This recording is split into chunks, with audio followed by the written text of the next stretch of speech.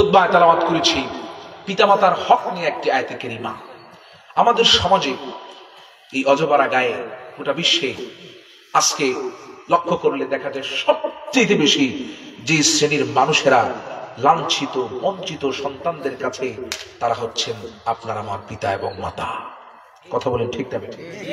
সন্তান যখন একটু বড় হয়ে যায়, একটু যখন তার ভিতরে এই বরত্ব চলে আসে, চাকরি বাকরি করে টাকা পয়সার মালিক হয়, তখন দেখা যায় মা বাপকে আর পূর্বের মতো সম্মান করে। বিশেষত এই সমাজে মা বাপকে সম্মান না করার কারণ দুইটা। একটা হলো ওর এটা খাসলত নিজের দোষে, আর একটা হলো স্ত্রীর দোষের কারণে।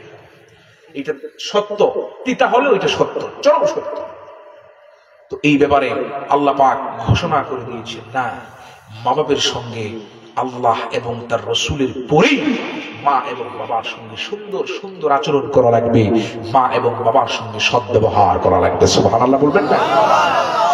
আল্লাহ তাআলা বলতেছেন সূরা বাকারা 83 নম্বর আয়াত, আল্লাহ রাব্বুল আলামিন বলেন, ওয়া ইয আখাযনা মিসাক বানি ইসরাঈলা লা তা'বুদুনা ইল্লাল্লাহ ওয়া বিল ওয়ালিদাইনি ইহসানা। জোরে বলি আল্লাহু আকবার। আল্লাহ তাআলা বলতেছেন, হাবিব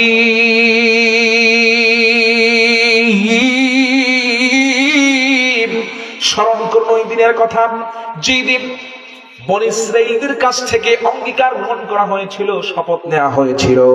কিসের শপথ?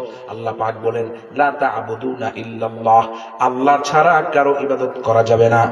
2 নাম্বার শপথ নেওয়া হয়েছিল, 2 নাম্বার অঙ্গীকার নেওয়া হয়েছিল। আল্লাহ পাক বলতেছেন, আল্লাহর ইবাদতের পরে মা এবং বাবার সঙ্গে সুন্দর সুন্দর ব্যবহার করো। শুধু তাই নয়, আল্লাহ রাব্বুল আলামিন সূরা নিসা 36 নং আয়াতের মধ্যে বলেন, ওয়া'বুদুল্লাহা ওয়া লা তুশরিকু বিহি শাইআ ওয়া বিল ওয়ালিদাইনি ইহসানা। জোরে বলি আল্লাহু আকবার।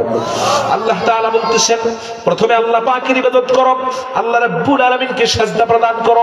2 নাম্বার কাজ দিয়েছেন আল্লাহ পাক, এরপরেই মা এবং বাবার সঙ্গে সুন্দর সুন্দর আচরণ করো, মা এবং বাবার সঙ্গে সদ্ব্যবহার করে থাকো।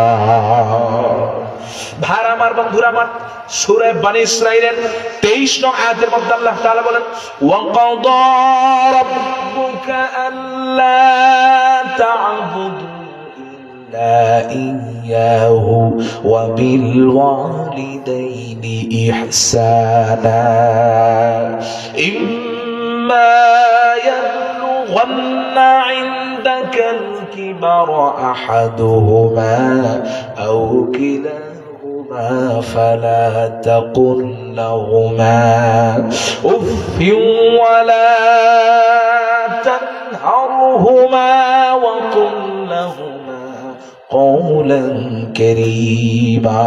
জোরে বলি আল্লাহু আকবার। আল্লাহ তাআলা বলতেছেন, তোমাদের রবের পক্ষ থেকে ফয়সালা হয়ে গিয়েছে, 1 নাম্বার কাজ হলো আল্লাহ পাকের ইবাদত করো আর মা বাপের সঙ্গে সুন্দর সুন্দর ব্যবহার করো।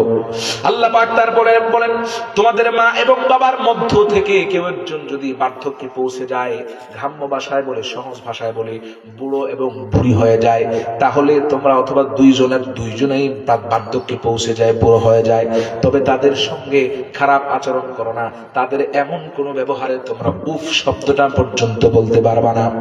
আর আল্লাহ পাক শিখিয়ে দিয়েছেন কি ভাষায় ব্যবহার করবেন, আল্লাহ পাক নিজেই বলে দিয়েছেন, ওয়া কুল লাহুমা কওলান কারীমা।